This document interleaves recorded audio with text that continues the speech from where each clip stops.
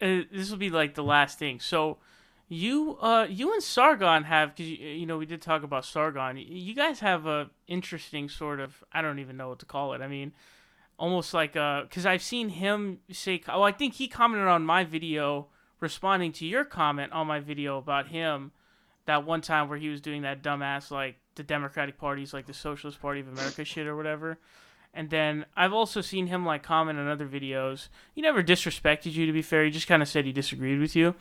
Yeah. Um, but like, so what are your thoughts on Sargon, and what the fuck is going on with him, especially now that he's running as a, I think they call it standing. They don't say running. They say standing for Parliament. He's running for MEP, which is like, I guess that's the EU Parliament. And Yeah. just like, what are your thoughts on the guy? He's not even claiming to be left wing anymore, because I think he took a political compass test and now he's like actually like in the right wing zone. But yeah, just kind of like, just tell me your thoughts on him, I guess. I guess just disappointed. I guess just disappointed is what I am. Early on, as grating and as rough as some of Sargon's Gamergate stuff was, he seemed to rise out of that whole movement with this message of, I don't like authoritarianism. And what bothers me so much at this point is authoritarianism and authoritarian behavior that I'm seeing on the left. Mm-hmm.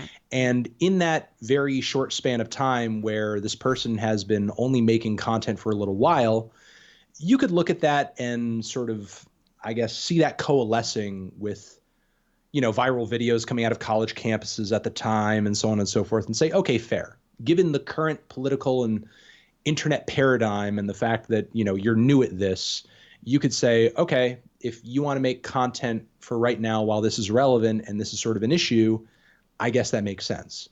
But then as Trump began to get closer and closer to winning the nomination, you started to see Sargon backtrack on stuff like, oh yeah, I would support Bernie, and oh yeah, like, if there was like a, up and coming like Justice left wing Democrat, like party coming up, like I would definitely support that, and so on and He so forth. endorsed it and then backed away after AOC, the whole situation.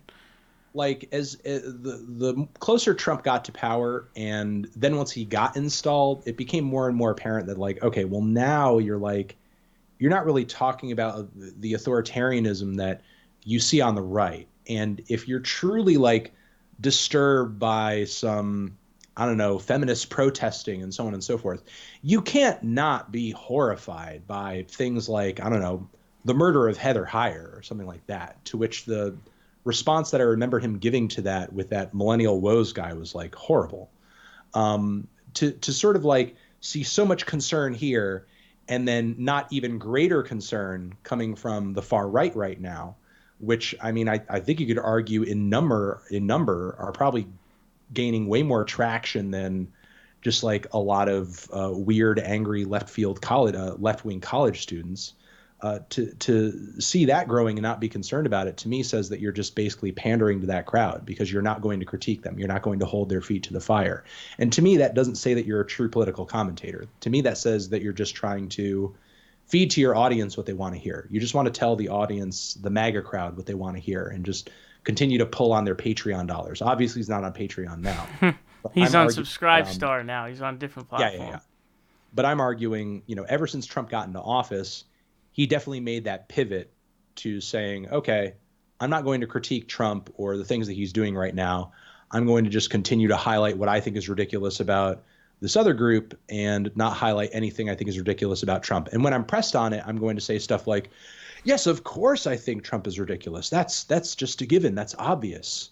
But I don't feel the need to say that. And then to also, on top of it, to me for Sargon, there were two like major exposure points that to me said like, wow, this guy's like really off the fucking deep end, or not even off the fucking deep end. Like that happened before. I would say like probably the points at which I said to myself, wow, this dude like really needs to fucking quit is when after multiple times being pressed about the climate change thing, he was like, oh, I don't know enough about climate change. I don't Yeah, I know enough saw about that. that.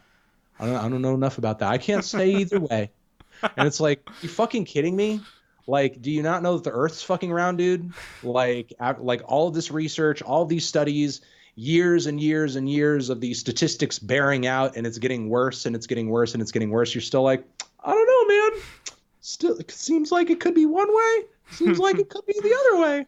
I don't know. And then I think, honestly, for me, and I have no idea how he survived this. I mean, I guess it just goes to show how little his audience really expects from him.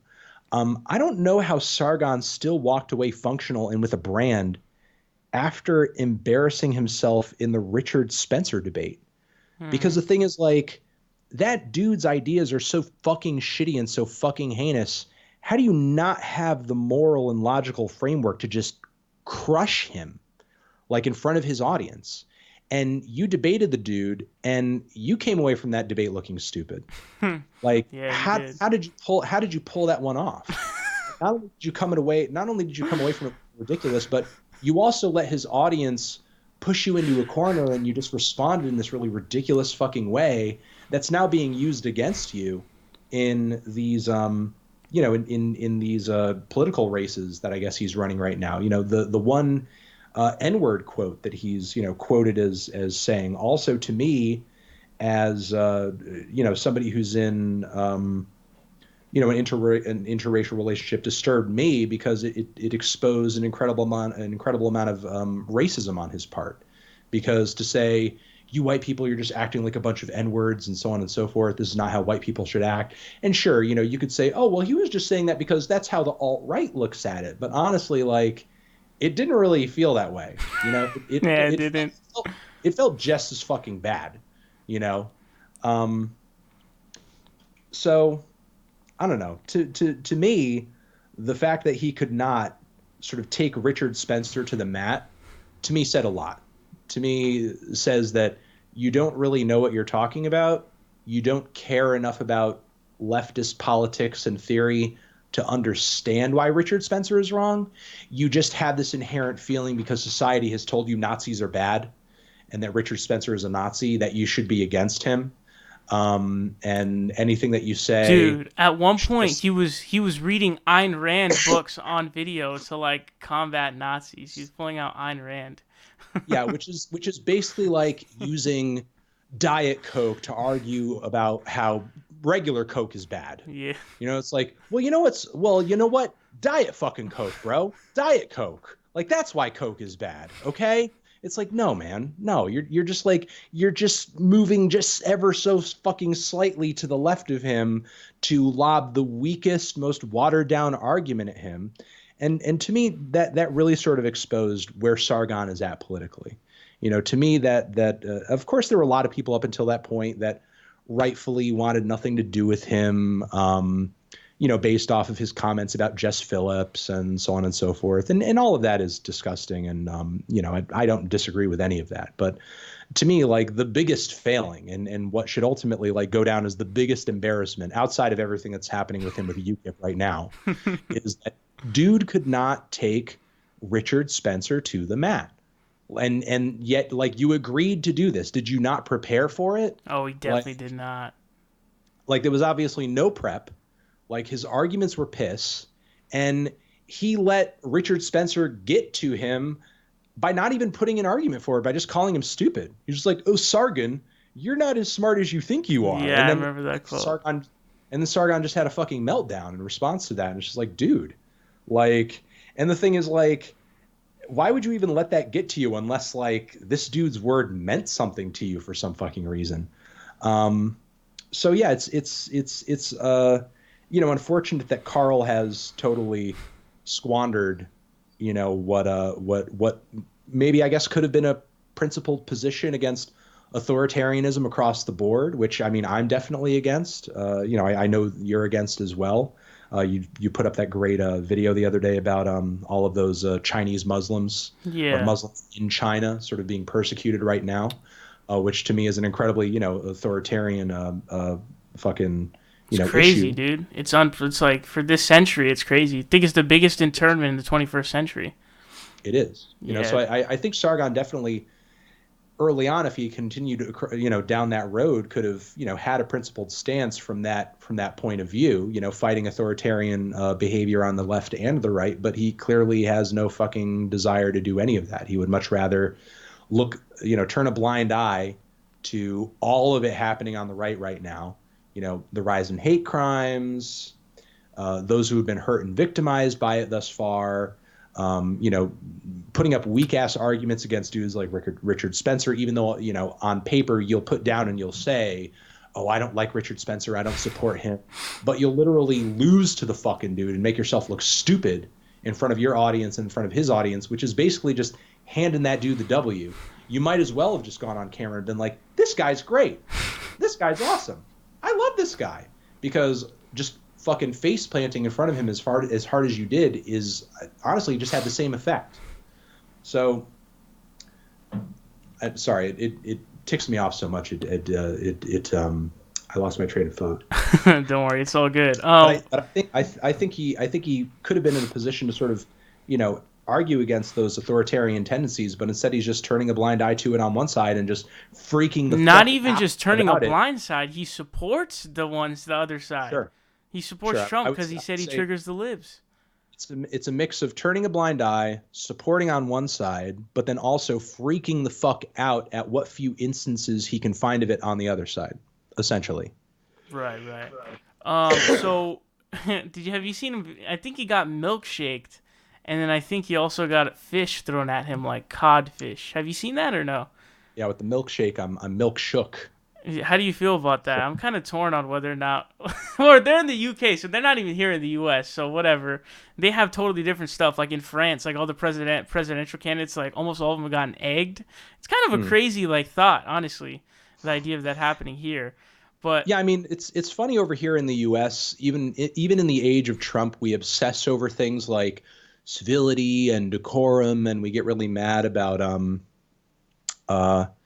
there being a lack thereof. But over there in the UK, like, civility has not been a thing for a long time in politics. I mean, all you need to do is look at some of the prime minister's questions segments that they do to see how crazy and disrespectful and just those are like middle school roast sessions, dude. It's crazy. Yeah, it's like middle school roast sessions. And also when you look at some of their elections, they have people who literally run for office and they're just mean candidates. There's this dude that has a giant fucking bucket head that runs every time. And because of the way the political system works over there, dudes over there can do that. It's you don't need huge funding for your campaign in order to get that done. You could be the Vader bucket head guy that runs in major election every year. But what I'm more pissed off about is honestly, I made a little joke about the milkshake thing on Twitter because Paul Joseph Watson was talking about it. And I said, as a vegan, I find this waste of milk really offensive. And I think that all future milkshakes should have an almond, soy, or cashew base. And then there were a bunch of right-wingers saying, oh, well, it's okay when the left does it. You want all the right-wingers to get milkshaked? Blah, blah, blah, blah, blah. And then I was just like, wait, hold on here. Hold on. Wait. They're triggered, man. Wait, hold on. Time. I didn't say that I want anyone to be milkshaken, okay? I said that I just want all future milkshakes to be vegan, number one. And number two, is this not also the you can joke about anything crowd? Right, yeah. Isn't that this crowd? I have not said anybody should be milkshook. All I did was make a funny. And according to Sargon, hey, the British men in the trenches, they used to do dark humor, and that's how they got through World War I and II and so on and so forth. Is that really something he said?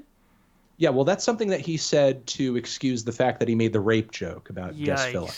So he said, well, you can joke about anything. Anything is jokeable. So it's why isn't getting a milkshake thrown at you jokeable? Why can't I joke about that? I just made a fucking joke about it. Why can't I joke about it? I didn't say anybody should get a milkshake thrown on them, and I didn't do the milkshake throwing. I just made a funny. I just made a silly about it. Okay, so this is the fucking everything's a joke crowd, and lo and behold, they can't take a fucking joke. So I don't know what to tell you. You're gonna get milkshake next, dude. Watch out, man. The karma's gonna bite you. Well, look, if that does happen, I think it only goes to show my point here. The thing is, if merely making a joke against the everything's a joke crowd about milkshakes leads to me getting milkshake, then that means that you couldn't take the fucking joke. True. You know? And look, if you're going to milkshake me, please, vegan milkshake. Make it a coconut one, okay? That's all I'm saying. Make it a coconut, a cashew base, soy base, almond base. I know you guys fucking love the soy. You love to fucking freak out about the soy. Paul Joseph Watson specifically, too. Paul Joseph Watson specifically. So if it'll make it even funnier to you guys and your crowd if you make it a soy milkshake.